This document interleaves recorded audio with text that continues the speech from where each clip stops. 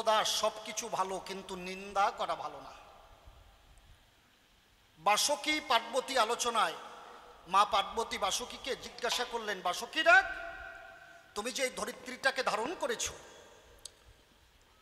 এই পৃথিবীটাকে ধারণ করে এই পৃথিবীর ভার তুমি বহন করছো, তোমার বুঝি বড় কষ্ট হয়? আমার কথাগুলো মন দিয়ে শুনবেন।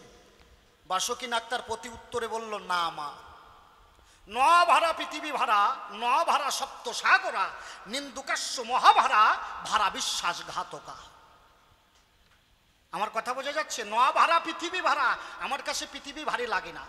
ন ভাড়া সপ্ত সাগরা, সপ্ত সাগরও আমার কাছে ভারী মনে হয় না। নিন্দুকাস্য মহাভারা, ভাড়া বিশ্বাসঘাতকা। আমার কাছে কে ভালো লাগে জানো? কেউ যদি আমার অগোচরে আমার পিছনে গিয়ে নিন্দা করে, আমার দৃষ্টির বাইরে, আমি সেই নিন্দার ভার বহন করতে পারি না। নিন্দুকাস্য মহাভারা, ভাড়া বিশ্বাসঘাতকা। আরেকজনের ভার আমি বহন করতে পারি না, সে হলো বিশ্বাসঘাতক। কেউ যদি ভালোবাসার অসম্মান আর দম দিয়ে পড়িয়ে থাকে, আর কি বুঝতে পারতেছেন? মানে একদম দম দিয়ে পড়ে থাকে। ওর বাবা জীবনে কোনোদিন ছোট ছেলের হাসতি দেখে নাই। দুই ছেলে বড় হয়েছে, বড় হওয়ার পরে এইবার দুই ছেলে বড় হয়েছে, বড় ছেলেটারে ভালো এক বাড়ি দেখে, নতুন সুন্দর একটা বাড়ি, টাকা পয়সা আছে, সুন্দরী একটা মেয়ে দেখে বড় ছেলেটারে বিয়ে দেছে। নতুন বৌমা বাড়ি আইছে। এখন নতুন পুত্রবধূ কি করে? নতুন পুত্রবধূ আপনারা থাকবেন, নতুন পুত্রবধূ বাড়ি আসলে শ্বশুর, তাই না, শ্বশুর স্বামী দেওর শাশুড়ি সবাইকে একত্রে খেতে দেয়। নতুন বউ তো সবাই রে খাতি দেশে, শ্বশুরের পাতে ভাত দিয়ে, স্বামীর পাতে ভাত দিয়ে, ওই দেওর মানে ছোটোটার পাতে ভাত দেশে। যেই ছোটোটার পাতে ভাত দেশে, ছোটোটার বৌদির মুখের দিকে তাকাইয়ে হাসি উঠিছে। ওর বাবা কয়, কি ব্যাপার শালা হাসলো কেন? হ্যাঁ, এই শালারে তো জীবনে কোনোদিন হাসতে দেখি নাই, জন্মের পরের থেকে পেঁচার মতো মুখ করিয়ে থাকে, শালা হাসলো কেন? ছোট ছেলেটারে জিজ্ঞাসা করে, এই অজাত কে এসে, এই হাসলি কেন? কয়, বাবা ভয়ে কব না নির্ভয়ে কব? কয়, নির্ভয়ে কয়, বাবা সারা জীবন দাদারে নতুন জামা কাপড় দেছো, আমার তো কোনো দিন দেও নাই। ওই দাদার ব্যবহার করা জামা কাপড় ফেলাই দেছে, তাই আমি ব্যবহার করেছি। মানে সারা জীবন দাদার ব্যবহার করা জিনিস আমি পাইছি। এখন এই দাদার বউ যা সুন্দরী, এসব দেখতে তো 1 মাস ব্যবহার করার পরে ওই বউ তো আমি পাবা না, আমি সেই মনের আনন্দে হাসতেছি রে বসে। বুঝলেন তো? সাটাম দেও কোন জায়গায়? তোমার ঠাকুর তারে জন্মাইয়ে ফেলাতে পারি, তুমি জানো? লোক বুঝিয়ে সাটাম দেবা। এখন তো ভালো হয়ে গেছি বলে বাজে কথা কি, তাই না? দেও, বাড়ি দাও, বাড়ি দাও, গান গাই। আমি এক গানে ক্লিয়ার।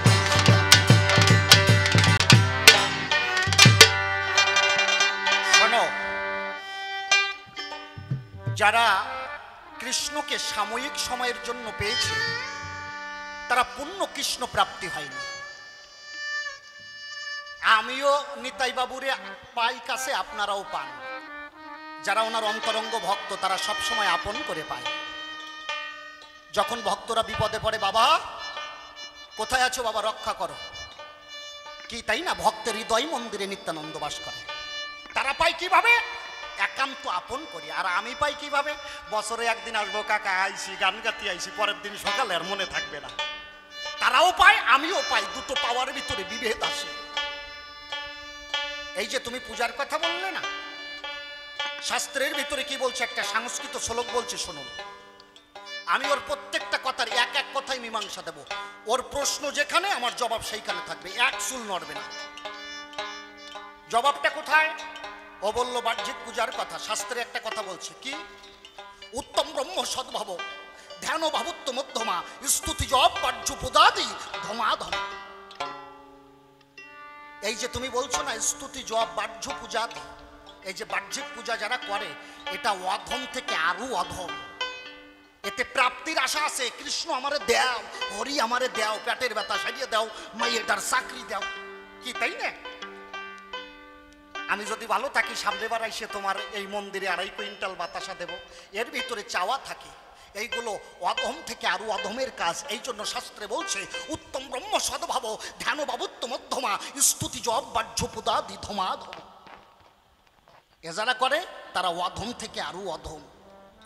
কাটনি কোন জায়গায় করবা এখনো তো টেয়ার পাও না, ভালো করে যাইয়ে শেখো।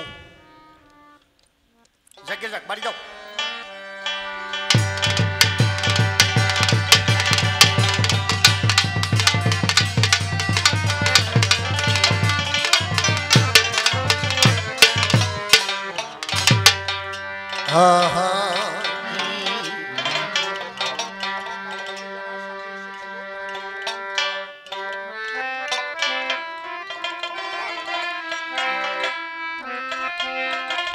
আচ্ছা, এইবার আমার একটা কাজ করতে হবে, সেটা আমার অর্গানের ভলিউমটা একটু কমবে, আমার হারমোনিয়ামটা একটু তুলতে হবে।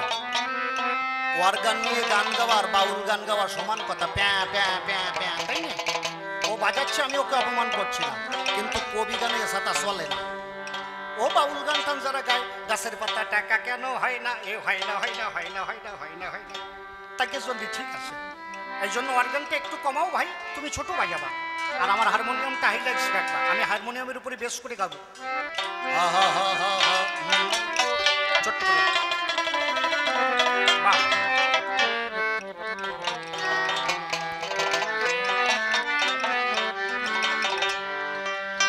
অপার হতে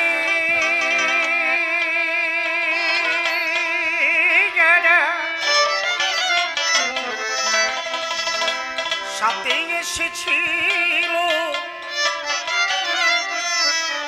তারা চলে গেছে যে যা আপন দেশে। ও একা বসে আছি ঘাটে, ও একা বসে আছি ঘাটে,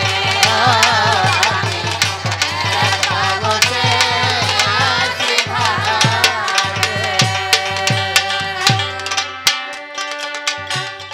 ওরে হতাশে কাঁদিচ্ছে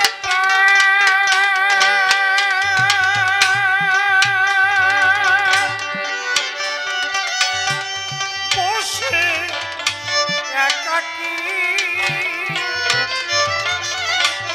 দিবাকর বসিল ওই পাটে,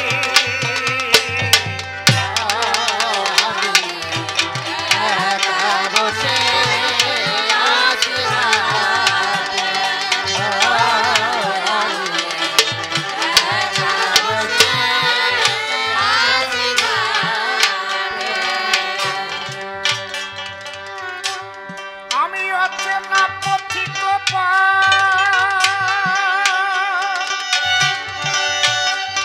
পাই না খুঁজে,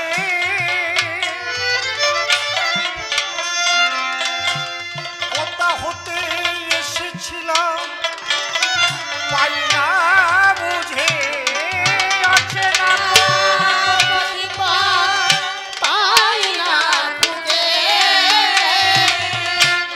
কোথা হতে এসেছি পাই না বুঝে। আমি অচেনা পথিক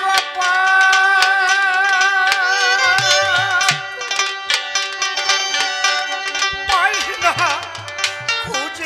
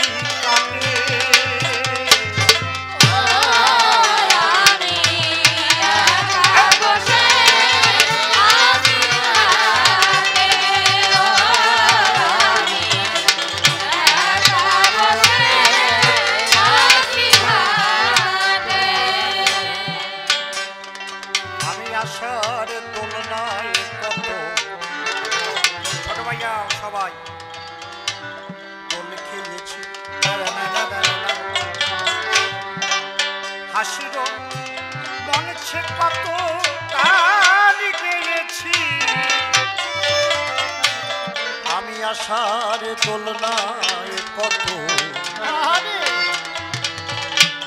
বলে খেয়েছি, হাসির মঞ্চে কত গান গেয়েছি, ওরে যাবে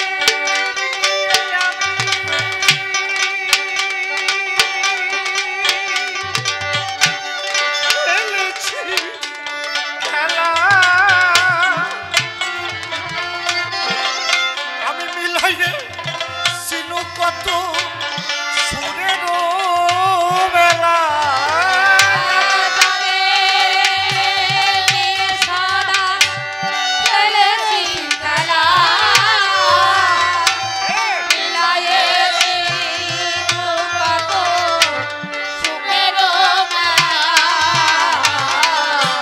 আমার কি হতে কি যে হলো, কথা চলে গেল,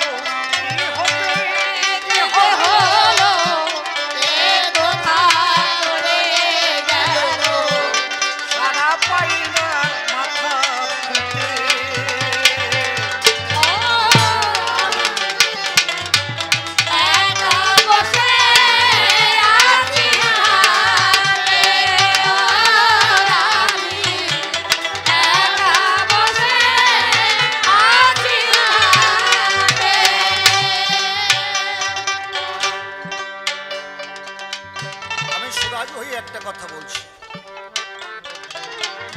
এই যে মতুয়া ধর্ম, আজকে আলোচনাটা কি, আলোচনা কোন দিকে সেই দিকে লক্ষ্য রাখতে হবে। আলোচনাটা রাধা ভাবের উপর,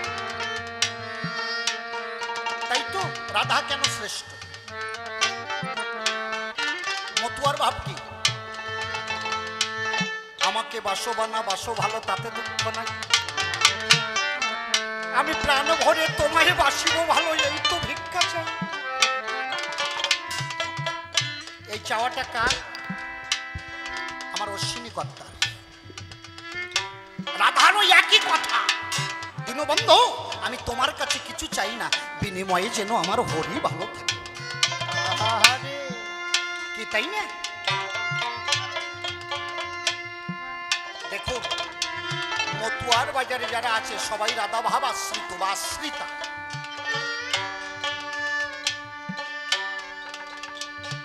গোপাল সাধুর কথা সবাই জানে, ছোট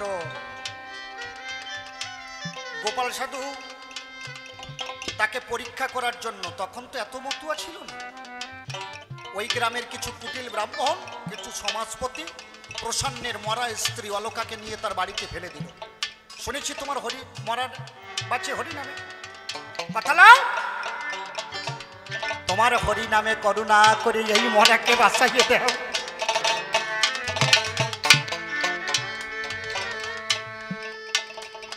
করুণা করে এই মরাকে বাঁচাও।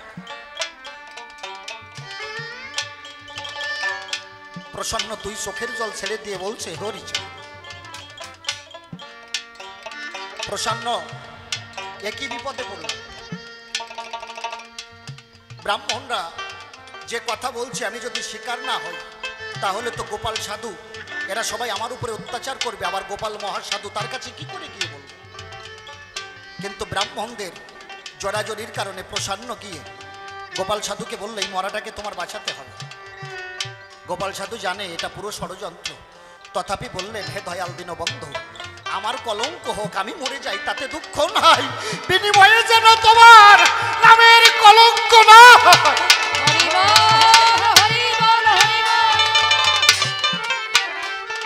তবে করুণা করে তোমার নামের মহিমা রাখিতে, খুলে বলি তোমার সাক্ষাতে কথা লাম, ঠাকুর তোমার নামের যদি মহিমা থাকে তুমি এই মরা বাঁচাইবে না। মুখে জয় হরি হরি বলে বাসিয়া নয়ন জলে গোপাল সাধু হরিকে ডাকছে। কথা বিশ্বপিতা, কথা তিনি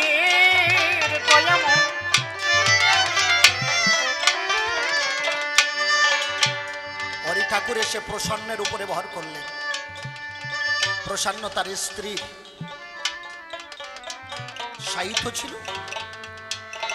ওর স্ত্রীর মাথায় হাত দিয়ে বলছে, হ্যাঁ রে অতচারী, কতক্ষণ আর শুয়ে থাকবে? দেখতে পাচ্ছিস না বাড়িতে হরি ভক্তের আগমন হয়েছে? কথা নিবি? তুই হরি নামে মাতুয়ারা হয়ে প্রেমানন্দে হরি ভক্তের চরণ ধুলি করাইব।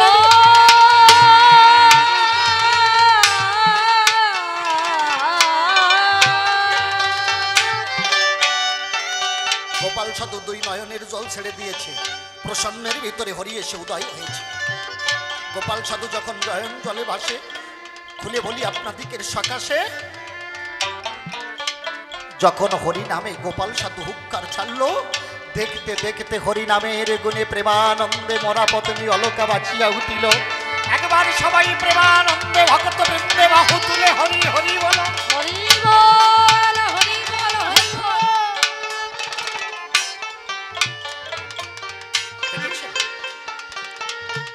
রাধা ভাব যারা আশ্রিত হয় তারা নিজের জন্য কিছু চায় না, যেমন গোপাল সাধু নিজের জীবনের জন্য কিছু চায় না, হরির মান রাখিতে হরির কাছে চায়।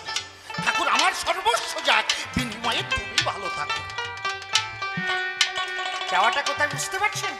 আমি গানখানা শেষ করি, গানের পরে পরে এক এক কথায় আমি ওর প্রত্যেকটা কথার জবাব দেবো। আহা, যাদের স্মরণে যেতে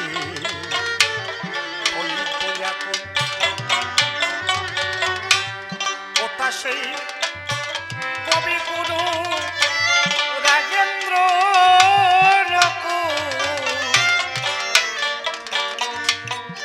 যাদের স্মরণে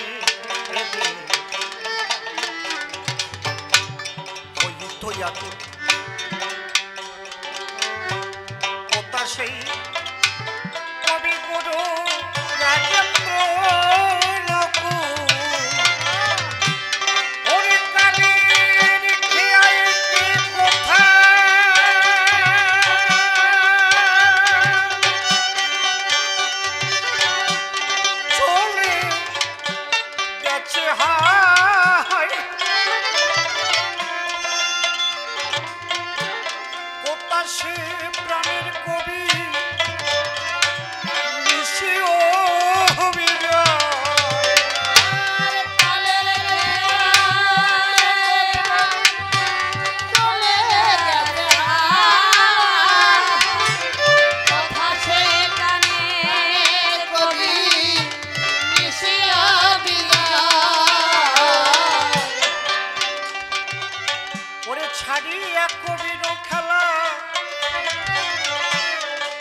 কালে ভাষায় বেলা ছাড়িয়া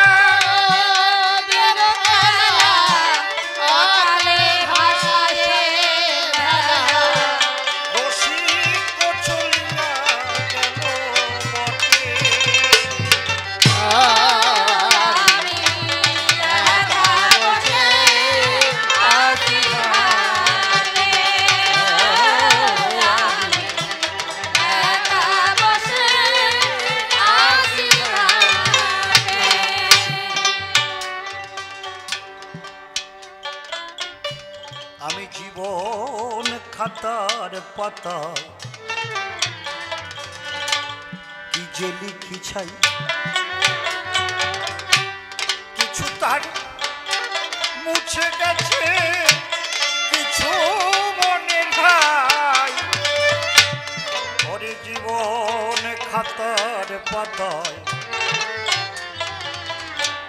কি যে লিখি ছাই, কিছু তার মুছে গেছে, কিছু মনে নাই। আমি উলটিয়া দেখি পাতা,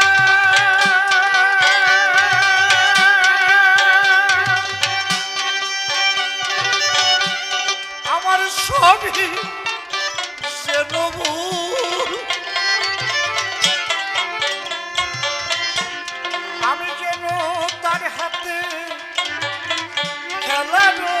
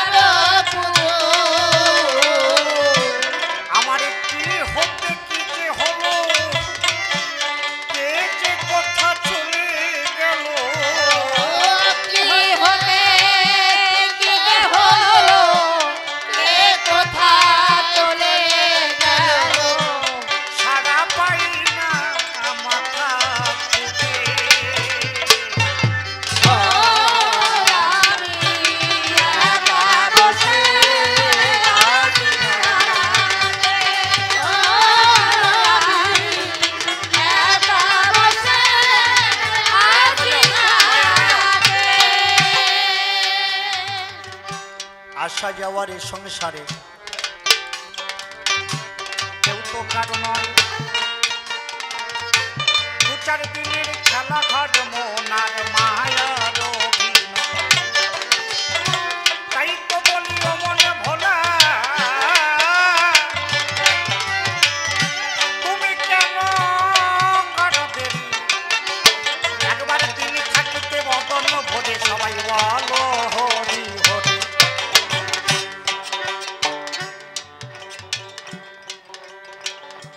আমার কাছে প্রশ্ন করেছে জানতে একজন, রাধা কেন মান করিল তাই করিবে বর্ণন।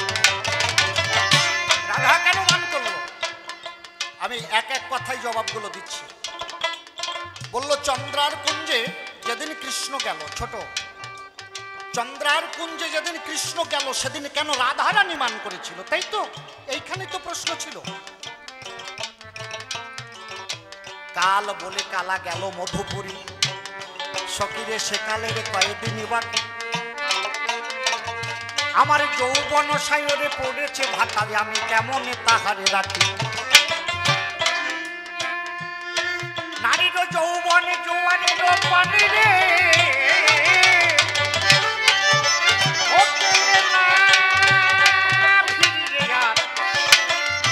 জীবনে থাকিলে বধুয়া মিলিবে যৌবন মিলানো।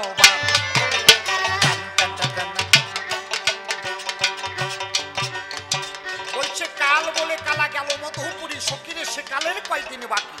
আমার যৌবন সায়রে পড়েছে ভাটা, তাহারে কেমনে রাখি। একটা বাজে কথা কইছি, কয়েক শ্রীদাম নাকি প্রবাসের কিনারায় গেছিল, কৃষ্ণ প্রবাসের কিনারায় ছিল। বাবাইতে শাস্ত্র পাইছো? হ্যাঁ, আমি বারবার করে বলেছি শাস্ত্রের অপব্যাখ্যা করা যাবে কি, তাই না? আমি সুরাজ হয়ে একটা কথা বলছি, যে পর্যন্ত বুঝবা না কিছু বলবা না তাও ভালো, পরের দিন ভাই আর এইগুলো বলো না। এটা গোলক বৃন্দাবনের কথা। প্রভাসের কোন জায়গা ছিল নাকি কোনোদিন? রাধাকে বলল কি, শোনো রাধা প্রেমে বাধা, আমার কথা লও তোমার কুঞ্জে রাবো রাধা বাসর সাজা। এই রাধা তোর কুঞ্জে যাবে বাসর সাজা। কৃষ্ণ রাধার কুঞ্জে না গিয়ে গেল কার কুঞ্জে? চন্দ্রার কুঞ্জে। চন্দ্রাবলীকে কৃষ্ণের ওই রাধার আপন কাকাতো বোন। রাধারানীর কাকার নাম চন্দ্রভানু, রাধারানীর বাবার নাম বৃষভানু। ওই বৃষভানুর ছোট ভাই চন্দ্রভানু, চন্দ্রভানুর মেয়ে হলো চন্দ্রাবলী। কথাগুলো মন দিয়ে শুনবেন। চন্দ্রভানুর মেয়ে হলো চন্দ্রাবলী। বুঝতে পারছেন কথাগুলো? তাহলে তার কুঞ্জে গেল কে? কৃষ্ণ। এদিকে রাধারানী ঘরের ভিতরে রয়েছে। রাধারা কি বলছে? কাল বলে কালা গেল মধুপুরী, সকিরে সেকালের কয়েকদিন বাকি। আমার যৌবন সায়রে পড়েছে ভাটা, তাহারে কেমন রাখি। নারীরও যৌবন জোয়ারেরও পানি রে, গেলে না ফিরিয়ে আর, জীবন থাকিলে বধুয়া মিলিবে যৌবন বেলানোবার। রাধা কইছে নাকি যে আমার যৌবন জোয়ারের পানি? বলে নাই। রাধা বলছে নারীরও যৌবন জোয়ারেরও পানি। নারী মানে কি? নারী মানে কি খালি মায়েরা নাকি? এই বিশ্ব জগতে আমরা যারা আছি সবাই দেহটা পঞ্চ প্রকৃতি দিয়ে তৈরি, ক্ষিতি অপ্তেজ মরুদ্ভব। তাহলে আমরা প্রত্যেকটা মানুষ হলাম নারী। তার মানে কি রাধারানী বলতে চাইল কি নারীরও যৌবন জোয়ারেরও পানি রে, গেলে না ফিরিয়া। তার মানে কি এই যৌবন কাল হলো কৃষ্ণ ভজন পূজন করার উপযুক্ত সময়। যৌবন চলে গেলে আর সাধনা হয় না। তাই দিন থাকিতে প্রেমানন্দে গুণের জোয়ান তলে খুলে মধুমতা হরিনা।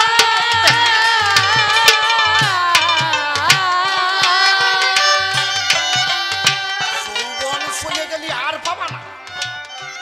বোঝা যাচ্ছে? শিশুকালে কৃষ্ণ ভজে কৃষ্ণ পাবার আসে, যৌবনে ভজিলে কৃষ্ণ আসে কি না আসে, আর বার্ধক্যে কৃষ্ণ ভজে জমির তরাসে। ছোটবেলা থাকতে রওনা দিতে হবে। কিশোরীর দাস মই পিতবাস, সন্দেহ কোটি কোটি জনম করিলে সাধন মিছা ভজন তার।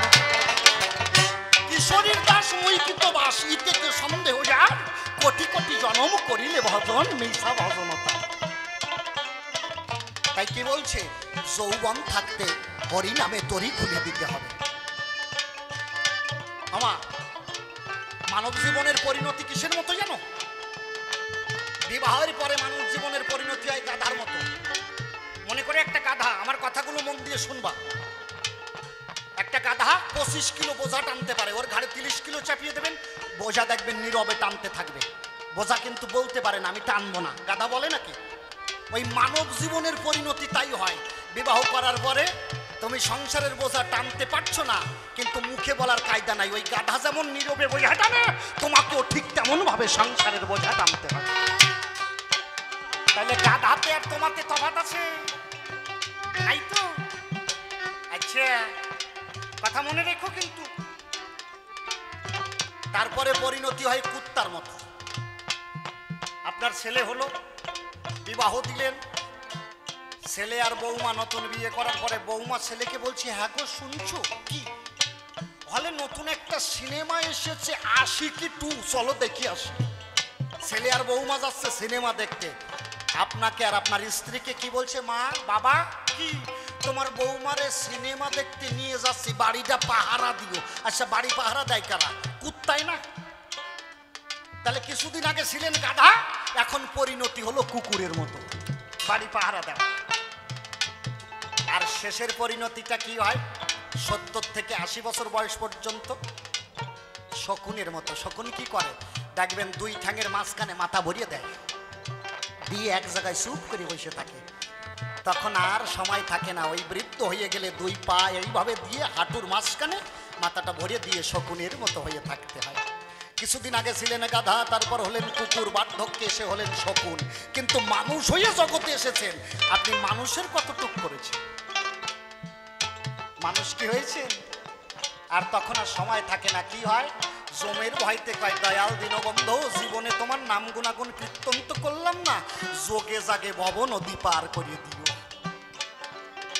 এই জন্য যা করতে হবে, যৌবন থাকিতে, যৌবন থাকিতে গণের জোয়ারে দেহ খুলিয়া দাও, আর বদন ভরিয়া মুখে রসনা কৃষ্ণ গুণ দাও।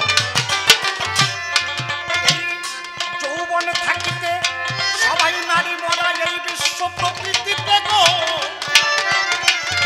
তাই তুমি আমার কথা লবে, তিনি থাকিতে বদন ভরে তোমরা কৃষ্ণ গুণ গাও। আমি কথাটা বলতাম না কেন? ওই উৎপল এক সময় ভেবেছিল কবি গান আর গাবেই না, জোন খাটতো মাঠে আর স্কুলে টিউশন পড়াতো ছেলেদের। ওর কাছে আমার অনেক দাবি আছে, ভবিষ্যতে এই কবির কৃষ্টিটা নতুন প্রজন্ম আমরা যেন আমাদের রক্ষা করতে হবে।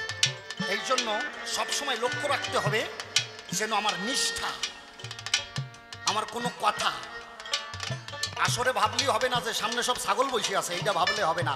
এখানে এমন মানুষ আছে আমার থেকে 1000 গুণ বেশি শাস্ত্র, 1000 গুণ তারা বিভিন্ন রকম বই তারা স্টাডি করেছে, পড়ালেখা করেছে।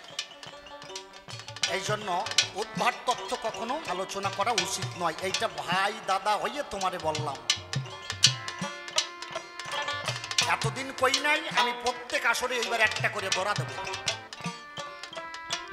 এর মধ্যে যদি ভালো হইলে, না হইলে রসাতলে গেলি। তাহলে কি বলছি, নারীরও যৌবন জোয়ারেরও পানি রে, গেলে না ফিরে আর জীবন থাকিলে বধুয়া মিলিবে যৌবন মিলানো ভার।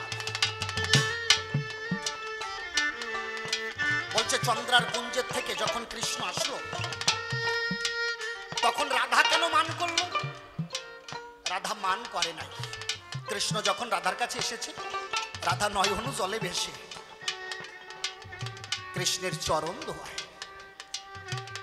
এসো প্রাণ বলল আমি নয়ন জলে ভাসিয়া এদিন তোমার চরণ পূজা করি। তুমি এসেছো আমার হৃদয় মন্দিরের দেবতা, আমার ধ্যানের দেবতা, এসেছো, এসো, আমি নয়ন জলে তব চরণ প্রক্ষালন করাবো প্রভু। রাধা বলল হ্যাঁ। কৃষ্ণ বলল এসেছি তো। এমন সময় ওই যে চন্দ্রার কুঞ্জে কৃষ্ণ গিয়েছিল, কৃষ্ণের কাপড়ে চন্দ্রার পায়ের একটা সোনার নুপুর। তাই কাপড়ের সঙ্গে নুপুর অনেক সময় দেখবেন যদি আলতো খোলা থাকে, ওই কাপড়ের সঙ্গে অনেক সময় মায়েদেরও হয় কি বাবা, খুলে যায় না। ওই কৃষ্ণের কাপড়ের সঙ্গে পায়ে পা স্পর্শ হয়ে ওই নুপুর খুলে, নুপুর পায়ে জড়াইয়ে কৃষ্ণের কাপড়ে জড়িয়ে কৃষ্ণের সঙ্গে চলে আসলো।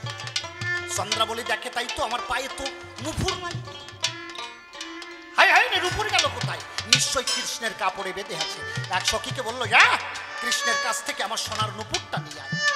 সখী এসে বলছে শোনো কানাই তোমায় জানাই আমারে কথা লাও, আরে কৃষ্ণের নুপুর কানাই তুমি আমায় দিয়ে যাও।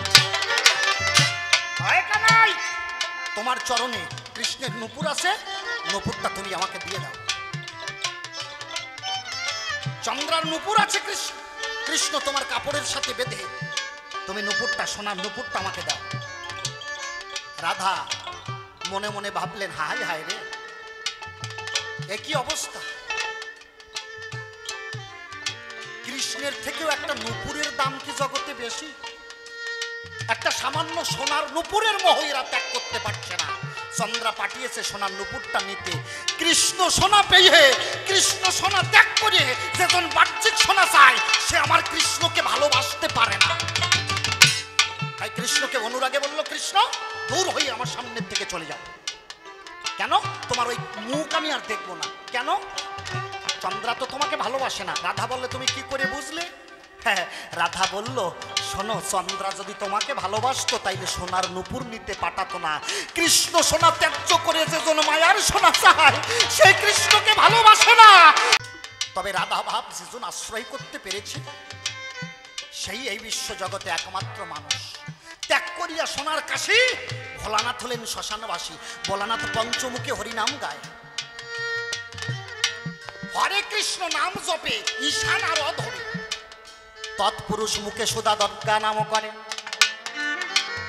ভোলানাথের 5টা মাথা না শিব ঠাকুরের?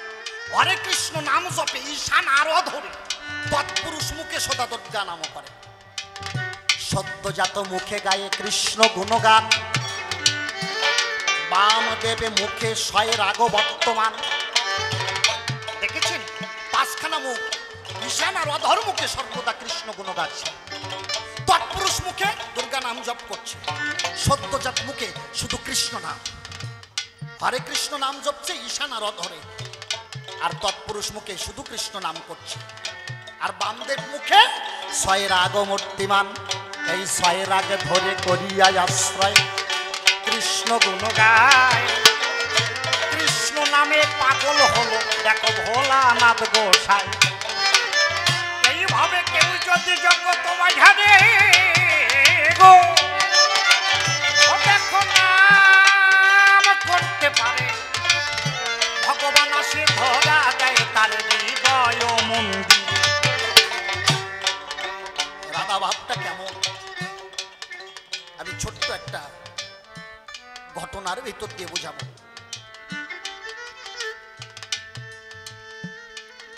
আমি ছোট্ট একটা ঘটনার ভিতর দিয়ে বুঝাচ্ছি। কি হয়েছে? হোক, তোমরা বাজাও। রামানন্দ, রায় রামানন্দ, আমার দাদা আগেই এসে বলে গেছে যে মহাপ্রভু যখন নদিয়ায় ছিল তখন তার এক ভাব, যখন সন্ন্যাস নিলেন তার দেহের ভিতরে আরেক ভাব হলো। আমা এই ছোট্ট ঘটনাটার ভিতরে তোমরা সবাই বুঝতে পারবে। আমি ছোট্ট একটা ঘটনা বলছি, দেখো ভালোবাসাটা কেমন, রাধা ভাবটা কেমন। রায় রামানন্দের একজন শিষ্য ছেলে ছিল, ব্রাহ্মণের ছেলে। তা সন্ন্যাস নেওয়ার পরে মানুষের বিষয় গ্রহণ করা নিষেধ। তাই ব্রাহ্মণের ছেলে এক সওদাগারের কাছ থেকে কিছু সোনাদানা পেল। ওই সোনাদানা গ্রহণ করার কারণে রায় রামানন্দ এই ব্রাহ্মণকে অভিশাপ দিল। আমার অভিশাপে তুমি একজন ব্রাহ্মণ হয়ে তোমার যেমন মনের ভিতরে লালসা জেগেছে, তোমার যেমন নিচু বৃত্তি মন, তেমনি তুমি করবে চামার কুলে জন্মগ্রহণ। চামার মানে বোঝো তো, মানে মুসির কুলে জন্ম হবে। চামার মানে মুসি, তোমার চামার কুলে জন্ম হবে। শুধু তাই নয়, কথাগুলো মন দিয়ে শোনো, এই কথাগুলো শুনলে কাজ দেবে। তোমার চামার কুলে জন্ম হবে বললো, তারপর আর আমার অভিশাপে তুমি রাত্রির ভিতরে মারা যাবে। আমার অভিশাপে তুমি রাত্রির ভিতরে মারা যাবে। ব্রাহ্মণটা বলল, গুরুদেব যদি রাত্রির ভিতরে মারা যায় তবে আমাকে এইটুক আশীর্বাদ করো, যেন মধুমাখা হরিনাম গুণাগুণ গাইতে গাইতে আমি এই পৃথিবী থেকে চিরতরে লইতে পারিবে না। রামানন্দের অভিশাপে সত্যি সত্যি ওই রাত্রের ভিতরে ব্রাহ্মণে মারা গেল। ওই ব্রাহ্মণ এসে জন্মগ্রহণ করলো মথুরায়। মথুরা আছে না, মথুরায় জন্মগ্রহণ করলো এক বামুনের ঘরে, ওই এক চামারের ঘরে। জন্মানোর পরে মানুষ দেখবেন প্রত্যেকটা ছেলেপুলে জন্মানোর পরে কি কয়, মা, বাবা, কাকা, এইগুলো বলে তো। আর ওই ব্রাহ্মণের ছেলে জন্মানোর পরে মা, মা এইরকম বলে তো। আর ওই ব্রাহ্মণের ছেলে জন্মানোর পরের থেকেই বলে হরি বল, হরে কৃষ্ণ হরি বল, হরে কৃষ্ণ গায়ে গো ভন্তান। মুখে ওঠে কৃষ্ণ নামের ধ্বনি, পিতা তাহার শুনল দেখো ওই না মুখের বাণী। বাবা ওই ছোট্ট ছেলেটার ওই হরিনাম শ্রবণ করে ছেলেটার ভক্তি দেখে ছেলেটার নাম রাখলো রুহিদাস। মহাভারতে রুহিদাসের নাম শুনেছ না? ওর নাম রাখলো রুহিদাস। 5 বছর যখন বয়স হলো, ছেলেটা বাবাকে বলছে, বাবা বাড়িতে একটু হরি সভা দেন। ওর বাবা কয়, আমরা মুসি, আমাদের বাড়িতে লোক আসে। বলছে, বাবা আসে গো আসে, যদি কেউ নয়ন জলে ভাসে আর ডাকে প্রাণ ভরে প্রাণের ঋষিকেশে, তার কাছে প্রেমানন্দ হে আমার কৃষ্ণ জনের ধনা।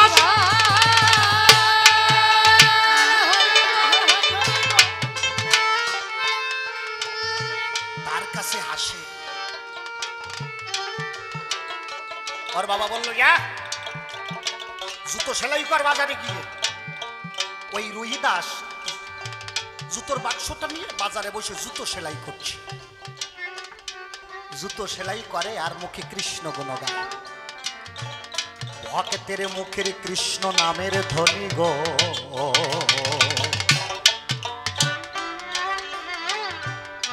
গোবিন্দ শ্রবণ করিল।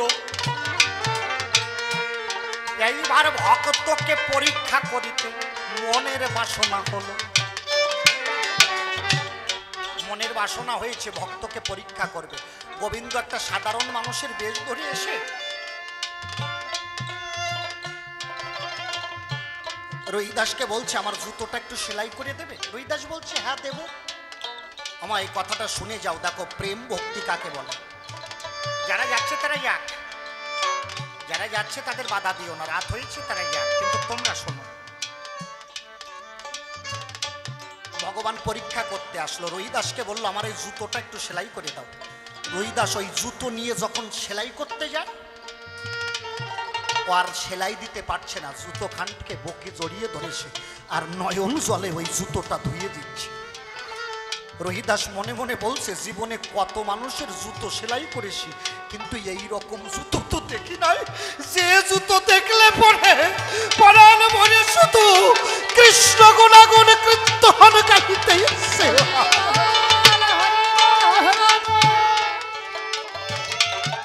জীবনে কত জুতো পেয়েছি, এই রকম তো দেখি না। জুতো সেলাই করা হয়ে গেছে। রুহিদাস বলছে, শোনো শোনো শোনো গো, আমার কথা লবে। জুতো সেলাই হয়ে গেছে, আমার মজুরি দিয়ে যাবে। জুতো সেলাই করে দিয়েছি, আমার মজুরি দাও। গোবিন্দ বলছে আমি মজুরি পাবো কোথায়? আমি নিজেই দিন বেকারি, কেউ যদি করুণা করি আমাকে কিছু দেয় আমি তাই গ্রহণ করি, আমার তো দেওয়ার মতো কিছু নাই। ভক্তকে পরীক্ষা করার জন্য একটা পরশমণি দিলেন, বললেন এই পরশমণিটা তোমার কাছে রাখো, এইটা তোমার অনেক উপকারে আসবে। ছোট্ট বাচ্চা জানে না তো পরশমণিতে কি হয়। ওই পরশমণিটা জুতোর কাটারির ভিতরে রাখলো, গোবিন্দ চলে গেল। কিছুক্ষণ পরে যখন জুতোর কাঠারি বের করতে গেছে, দেখে পরশমণির পরশে ওই কাঠারিটা সোনা হয়ে গেছে। রুইদাস হাই হাই করে মাথায় হাত দিচ্ছে, একে সর্বনাশ, আমার সেই লোহার কাটারিটা গেল কোথায়? আমি তো সোনার কাটারি চাই নাই, আমি এই জগতে একমাত্র বৈষ্ণব নামের পরশমণির পরশ চেয়েছি, যে বৈষ্ণবের পরশ পেলে দেহখানা সোনা হয়। আমার এই জাগতিক জগতের সোনা নাই, আমি বৈষ্ণবের চরণ ধুলিতে করাতে চাই। হরি বল হরি বল। হায় হায় রে, হলো কি? পরশমণিটাকে টান দিয়ে ফেলে দিয়েছি, নয়ন জলে ভাসিতে ভাসিতে রুইদাস গৃহে গেল। ওরে রাত্রের বেলায় দীপ্রহারে দেখো হরি উদয় হলো। রাত্রির বেলায় দীপ্রহারে হরি এসে উদয় হয়েছে, ঘুমিয়ে রয়েছে। আমার গোবিন্দ রুইদাসের সামনে এসে দাঁড়িয়েছে। রুইদাস, কে? আমি তোর প্রাণের গোবিন্দ, আমি তোর হরিদয়াময়, আমাকে চিনতে পারছিস না? রুইদাস বলছে ঠাকুর এসেছো, তোমার করুণা হয়েছে দয়াল। আমি এসেছি, শুধু তাই নয় আমি আসবো। আমি তোকে কিছু সোনা দান করে যাচ্ছি, এই সোনাগুলো বাজারে বিক্রি করে তুই বাড়িতে গোবিন্দ মন্দির প্রতিষ্ঠা করিস। রুইদাসের ঘুম ভেঙে গেল, দেখলো সত্যি সত্যি বালিশের সামনে কয়েক দোলা সোনা। ওই সোনার দোলাটা বাজারে বিক্রি করে বাড়িতে একটা গোবিন্দ মন্দির প্রতিষ্ঠা করল।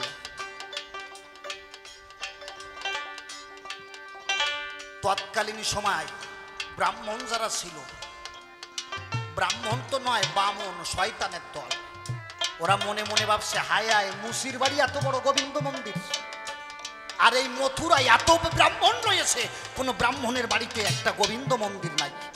তাহলে মুসির মান সম্মান বাড়িয়ে যাবে, আমাকে কমিয়ে যাবে।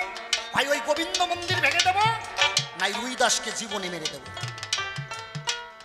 ছলনা করিয়া ব্রাহ্মণ দলে সব এক জায়গাতে এলো, ষড়যন্ত্র করিয়া তারা তাহার বাড়ি গেল। ষড়যন্ত্র করে রুইদাসের বাড়িতে গেছে। রুইদাস, কি এই তুই এত বড় গোবিন্দ মন্দির প্রতিষ্ঠা করেছিস কি দিয়ে? একবেলা খাবার পয়সাই তোদের নাই, এত বড় গোবিন্দ মন্দির করেছিস, টাকা পেলি কোথায়? রুইদাস সরল মানুষ তো, ছোট মানুষ, মিথ্যা বলে না, বৈষ্ণব। বাবা, বৈরাগী হওয়া স্বভাব সম্ভব সহজ নয়। বৈরাগী কাকে বলে জানো? বৈকারে বৈভব নাস্তি বেদাদেশ ক্রিয়াহীনম বাসনাতে ব্রজনাতায় বৈকারস্য লক্ষণম। বৈরাগী লিখতে গেলে তিনটে অক্ষর লাগে, বয়ৈকার, রয়াকার, বয় দীর্ঘ। তাহলে বৈকারে কি বলছে? বৈকারে বৈভব নাস্তি বেদাদেশ ক্রিয়াহীনম বাসনাতে ব্রজনাথায় বৈকারস্য লক্ষণম। রাগী, রাগ রাজকার্য পরিত্যাজ্য রাগানুগা হরিপদে রাধা কৃষ্ণে সদা ভক্তি রাকারস্য লক্ষণম। আর গী, গয় দীর্ঘিকারে গী, তাই তো? গীকারে কি হয়? গিরিবরধারী কৃষ্ণ তচ্ছবর্ণ নিরন্তরম গীতবাদ্য প্রবর্তক গীকারস্য লক্ষণম। কয়জনের ভিতরে আসে হাত জাগা পর্যন্ত হাত দিলি একজনও টেক পানা। ব্রাহ্মণরা তো সব চটিয়ে রয়েছে, টাকা পেলি কোথায়? রহিদাস করো জোরে বলছে, ব্রাহ্মণ ঠাকুর আমার হরি এসে স্বপন মাঝে আমার সম্মুখে দাঁড়িয়ে আমাকে এই অর্থ দান করেছে। ব্রাহ্মণরা কয় সারা জীবন গোবিন্দের পুজো করিয়ে গেলাম, জীবনে দেখা পেলাম না, আর তুই মুসির ছেলে, তোরে দেশে দেখা। ভাও কথা কইস কেন? তুই নিশ্চয়ই চুরি করেছিস, তোর শাস্তি পেতে হবে। যখন বলেছে শাস্তি পেতে হবে, কি শাস্তি? ব্রাহ্মণরা বলল, আমরা যতগুলো ব্রাহ্মণ আছি আমাদের পায়ে যে জুতো আছে, এই জুতোর মাপে তোর গায়ের চামড়া কাটা হবে। যতক্ষণ তোর গায়ের চামড়া থাকবে ততক্ষণ এই জুতোর মাপে তোর গায়ের চামড়া কাটতে থাকবে। রহিদাস হাসি মুখে বলল, বৈষ্ণব ঠাকুর, এ তো আমার পরম সৌভাগ্য। তোমাদের মতো যদি পরম বৈষ্ণবের চরণ ধুলি পাই, আমার এই তুচ্ছ জীবনে বিসর্জন দিয়ে দেব। আমার আর জীবনের দরকার নাই।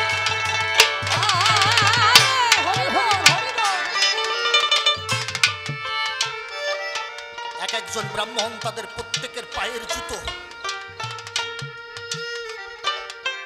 মাপে মাপে রহিদাসের গায়ের চামড়া কাটতে লাগলো। আমার এই যে চামড়া, এ যদি জুতোর মাপে এক পত্তা করে কাটা হয়, মানুষ বাঁচে? রহিদাসের সমস্ত শরীরের চামড়া যখন কাটা হয়ে গেছে, রুধির ঝরে টপ টপ করে মৃত্তিকায় পড়ছে। রুধির শব্দের অর্থ রক্ত। রহিদাসের প্রাণবায়ু প্রায় শূন্যে উড়ে যায় অবস্থা।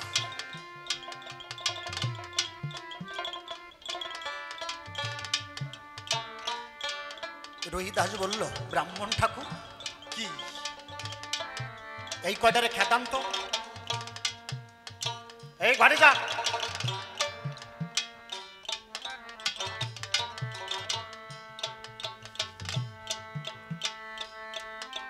বলল, ব্রাহ্মণ ঠাকুর, আমার গায়ের সমস্ত চামড়া আপনারা কেটে নিয়েছেন, আমার এক ফোঁটা রক্ত আর গায়ে অবশিষ্ট নেই। হয়তো কিছুক্ষণ পরে আমি মারা যাব। তা আমি যদি মারা যাই, তোমরা আমার কথা নিও, মরে যাওয়ার পরে আমার এই দেহটা আগুনে পোড়াবে না, জলে ভাসাবে না। কি করব? বলল, আমার এই মৃত দেহটা ওই যে গোবিন্দ মন্দিরে আমার হরি বসে আছে, আমার প্রাণ গোবিন্দের চরণে আমার দেহটা রেখে দিও, যেন গোবিন্দের চরণে স্পর্শ করে প্রেমানন্দে আমি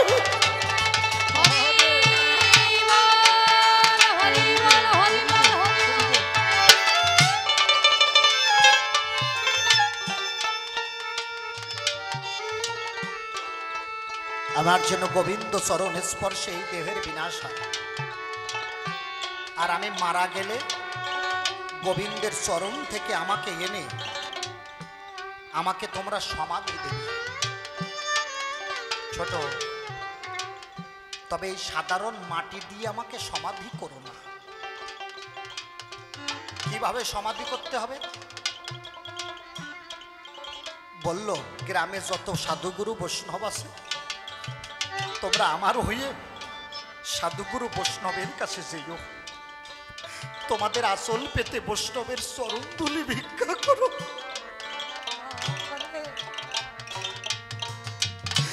বৈষ্ণবের চরণ ধুলি ভিক্ষা করে আমাকে প্রেমানন্দে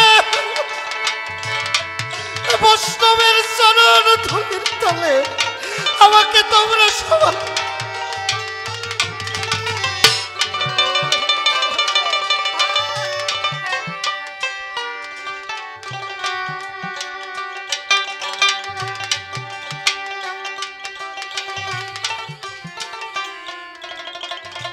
আমাকে বৈষ্ণবের চরণ ধুলির তলে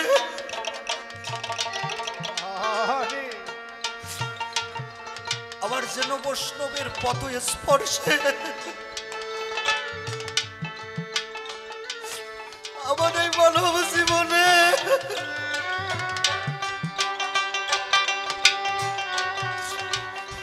আমি যেন বৈষ্ণবের চরণ ধুলিতে হরি বল, হরি বল, হরি বল।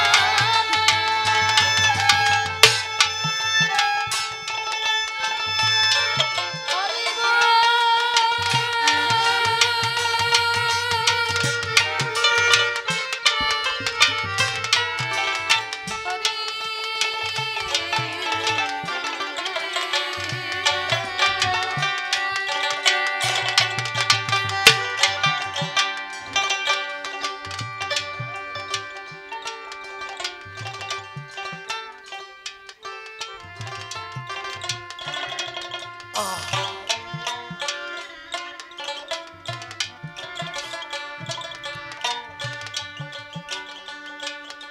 আমি যেন বৈষ্ণবের চরণ ধুলিতে আমার এই মানব দেহ লীন হয়ে যায়। আমা দেবের দুর্লভ মানব জন্ম পেয়েছি, আজ আছি কাল থাকবো না। কালের গহ্বরে সবাইকে একদিন হারিয়ে যেতে হবে। যতটুক সময় মনে রাখতে হবে আমরা যেন সবাই একে অপরের পরিপূরক হয়ে বিশ্ব মানবতার পূজা করতে পারি। মনে রাখতে হবে আমরা সবাই এক অমৃতের সন্তান। আমার হরিবিনে জগতে গতি নাই, এসো সবাই মোরা ভাই ভাই আমরা প্রেমানন্দে বাহু তুলে মধুমাখা কৃষ্ণ গুণগাই।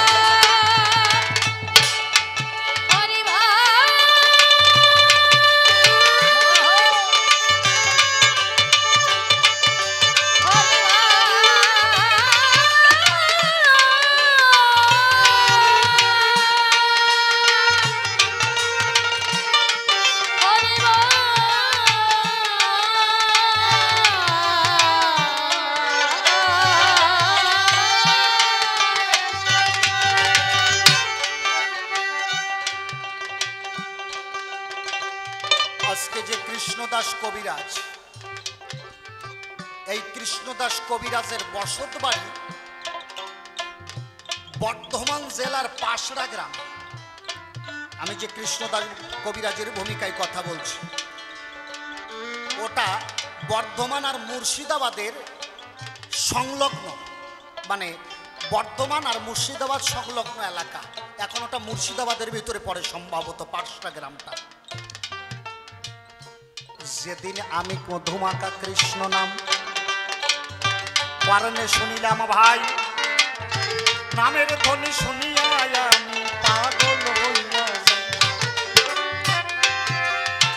আমি যখন ভক্তের মুখে মুখে মধুমাখা কৃষ্ণ নাম শ্রবণ করলাম, আমি ভাবলাম আহারে এত সুন্দর মধুমাখা নাম কে আনিল রে। আমার দিনই থাকিতে মনের মাঝে আসে এই তো ভাবো, আরে বনের জুয়ারে দেহ খানায়া আমি ভাসাইয়া দেব। আমি দিন থাকিতে বনের জুয়ারে মধুমাখা হরি নামে কৃষ্ণ নামে আমি দেহটা ভাসাইয়ে দেব। ওইখান থেকে কৃষ্ণদাস কবিরাজ চলে আসলো আপনাদের এই কাটুয়া, পাশেই তো কাটুয়া, বেশি দূরে না। ওই কাটুয়াতে খুলে বলি সবার সাক্ষাতে বৈষ্ণব সমাজ পায় নিত্যানন্দের কথা আসিয়া শুনিল কথায়। নিত্যানন্দ মহাপ্রভুর কথা শুনলো এসে বর্ধমান জেলার পাশরা গ্রামে। ওই কাটুয়ায় এসে বললো নিত্যানন্দ কোথায়? বলছে সে এখন এইখানে নাই, কোথায়? শ্রীধাম নবদ্বীপে। মানুষ রতন গৌরনীতাই দুটি ভাই অখাতরে জীবের দারে দারে মধুমাখা কৃষ্ণ নাম বিলায়।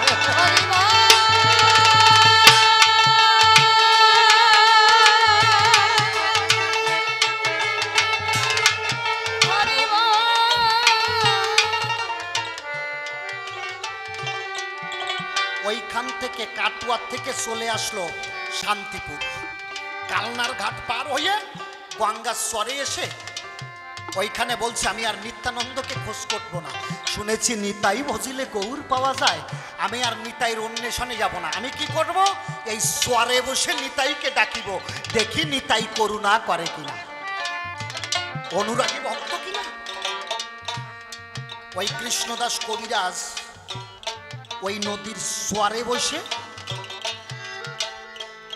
মধুমাখা হরিনাম করছে। নামে প্রেমে মাতাল হইয়া বিভোর হয়ে গেল, ওরে অষ্ট সাত্বিক দশম দশায় তার মন ডুবিয়া গেল। অষ্ট সাত্বিক দশম দশায় তার মন ডুবে গেল। কখন যে নাম করতে করতে নামে প্রেমে বিভোর হয়ে ওইখানে অজ্ঞান হয়ে স্বরের উপরে ঘুমিয়ে পড়ল। যখনই ঘুমিয়ে পড়েছে এমন সময় নিত্যানন্দ মহাপ্রভু এসে উদয় হয়েছে। কৃষ্ণদাস কে কে আমি নিত্যানন্দ। ও কি চাও? বললো এতদিন তুমি যার খোঁজে রয়েছ, যার অন্বেষণে রয়েছ, আমি সেই নিতাই। কৃষ্ণদাস বলল করুণা যখন করেছ তোমার রাঙাচরণ দাও, তোমাকে ভজিলে যদি আমি গৌর পাই। নিতাই বলেছে তুমি গৌর শুধু পাবে না, গৌর তোমার কাছে বাধা থাকবে, তবে তোমাকে আর এই নদিয়ায় থাকলে হবে না, তুমি এইখান থেকে সোজা বৃন্দাবনে যাবে। বৃন্দাবনে গিয়ে বৃন্দাবনে তুমি করবে বসত বাটি, ওইখানে ভজন কুঠির করবে, ওইখানেই কৃষ্ণ নাম করবে। বলল তারপরে? বলল উপযুক্ত সময় হলে পরে আমি যখন আদেশ করব তুমি নিজের হাতে গৌরের লীলা মাধুরী নিজের হাতে লিখন করবে।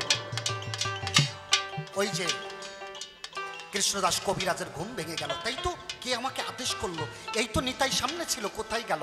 নিতাইকে আর পায় না, কিন্তু দেখে ওই গঙ্গার বালির সোয়ারের উপর দিয়ে একজনের পায়ের ছাপ রয়েছে। পায়ের ছাপ দেখলে মনে হচ্ছে যেন কোটি সূর্য উদয় হয়েছে। তখন কৃষ্ণদাস বুঝতে পারলো এই চরণের ছাপ সাধারণ মানুষের নয়, নিশ্চয়ই আমার নিতাই মহাপ্রভুর। আমি প্রেমানন্দে এই তুলার মাঝে চরণ তলে গড়া গড়ি।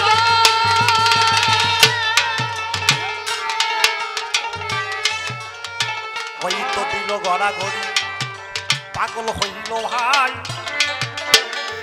ওইখান থেকে বৃন্দাবন কৃষ্ণদাস যায়। তারপরের ঘটনা কি? ওইখান থেকে আমি বৃন্দাবনে এসে গৌর হরির আদেশে এই চৈতন্য চরিতামৃত লিখন করি। কৃষ্ণদাস কবিরাজ চৈতন্য চরিতামৃত, তবে লিখতে আমি চাইনি। আমার গৌর হরি একদিন নিরীসিংহ মূর্ত ধরে আমার বুকের উপরে বসে বলছে এই লিখবি কিনা বল, নাইলে তোর বক্ষ চিরে রক্ত বেরিয়ে নেব। তাও আমি রাজি হইনি। শেষে যখন গোবিন্দ মন্দিরে গোবিন্দের পূজা দিতে গেলাম, গোবিন্দের প্রসাদী মালা গলার থেকে আমার গলায় পড়লো। বলল স্বয়ং বাগবানী মাতা সরস্বতী তোর কণ্ঠে অধিষ্ঠিত হবে, আর নিত্যানন্দ হাতের কলম হয়ে প্রেমানন্দে গৌর লীলা মাধুরী লিখন করবে।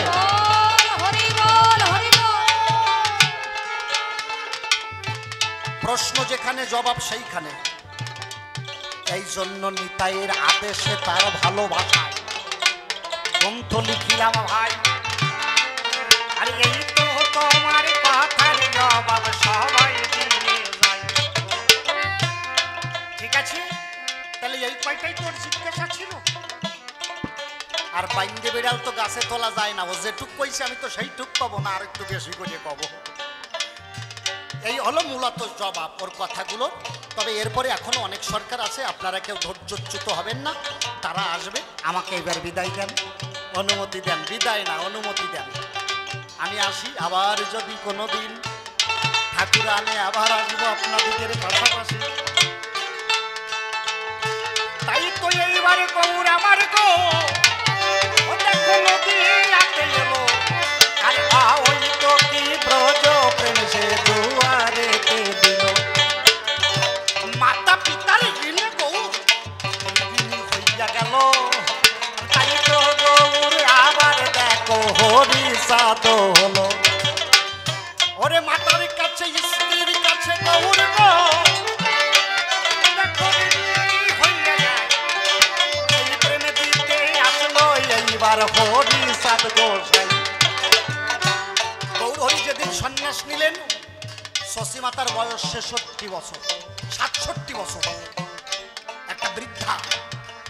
প্রথমে ৯খানা কন্যা সন্তান হয়ে মারা গেল, পরে বিশ্বরূপ জন্মগ্রহণ করলো, সেও সন্ন্যাস নিল। পরে বিশ্বম্বর অর্থাৎ নিমাইয়ের জন্ম হলো, সেও সন্ন্যাস নিল। এই যে মায়ের কাছে ঋণী, তাই বললো ওমা তব ঋণ শোধিতে মাগো শক্তি নাই আমার, তব গর্ভে জন্ম নেব মাথায় আদো বারংবার, শেষ লীলা করব না গরি সম্মোহনে, আর কলি জীব মাতায় হরি প্রেম বাণী। আর তাই তো এইবার হরি হরি ওরা কান্দিয়ে গো, আর ওই তো কি ব্রজ প্রেম দেখো সে জন্ম দিয়ে গেল।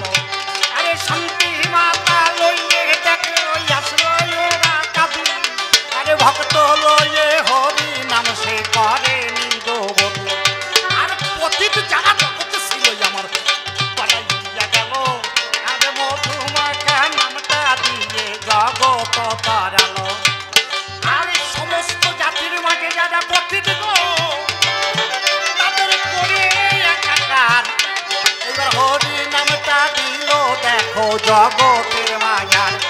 আরে শিক্ষাহীনে শিক্ষা দান আর দীক্ষাহীনে দীক্ষা বটে দেয়। আর কামের মাঝে কুরুত মন্তর মতুয়াদের নাই। আর ধরা মরার মাঝে যে জন গো থাকবে চড়া চড়ে। আর হরি সদা থাকবে দেখো হৃদয় মন্দিরে। মতুয়াদের ভিতরে আর ওই কুরুত কল নাই, মতুয়াদের ভিতরে ধরা মরা, ধরো আত্মার চরণে মরো। অন্যান্য যুগে কি ছিল আমি সুরাজ সরকার হয়ে বলছি, গুরু যদি করে পতিতালয় গমন তথা গুরু পতিত পাবন। আর কলিতে কি বলছে মতুয়ালীলায়, গুরু যদি করে পতিতালয় গমন সে গুরু আমার লাঠির বজন। দুশ্চরিত্র গুরুর সঙ্গ কভু না করিবে। আর দেখা মাত্র সেই গুরুকে পরিত্যাগ করিবে। তাহার সঙ্গে যেমন যাবে গো তার হরি ভক্তি নাশ হবে। আর মতুয়ার খাতা থেকে বাদ পড়িয়া যাবে। এই তো তাই তো মধুমাখা হরি নাম দিতে এলো আমার হরি দয়াময়। আর পতিত উদ্ধার করলো এসে দেখো এই ধারায়। এইবারে জগৎবাদে শান্তি মাতা হরিচাঁদ সত্য ভামা গুরু চাঁদে লোগো ও জাতি দেখো পরিত্রাণ পেল একবারে চাঁদ ভদনে প্রেমানন্দে ও ভক্ত জ্ঞানবান। আরে যাকে চলে বেশি বলে নাই প্রয়োজন আমার মতো ভাবে বলা করি সমাপন। আরে এরপরে সুজন দেখো সভাতেই আসবে তারও ভাবের কথা খুলিয়া কহিবে। দেখিয়ে সে কোন ভাবে কোন কথা কয় আর কোন ভাবে বলে তার ভাবের পরিচয়। এদিকে পেয়েছেন যত মাত্র এই জাতি সকলের চরণেতে জানাই ও প্রণতি। পিতৃগণে আসরেতে আছেন যতজন বন্দনা করি আমি সবারই চরণ। কাপের বসে যদি আমার বহু ত্রুটি হয় মার্জনা করে ঠাই দেবেন ডাঙা পায়। এই যে বাবা যে অনুষ্ঠান করে সত্যিকারে মহামানব বিশ্ব চরে চরে দানে ধনে তাদের জন্য বৃদ্ধি বটে হয়। দীনবন্ধু রাখে যেন তাহার ডাঙা পায়। বছর বছর হেতাই দেখো হবে অনুষ্ঠান ভক্ত সঙ্গে প্রেম তরঙ্গে হইবে মিলন। হাজার হাজার ভক্ত সবার মাঝে এলো এই ধাম প্রেমের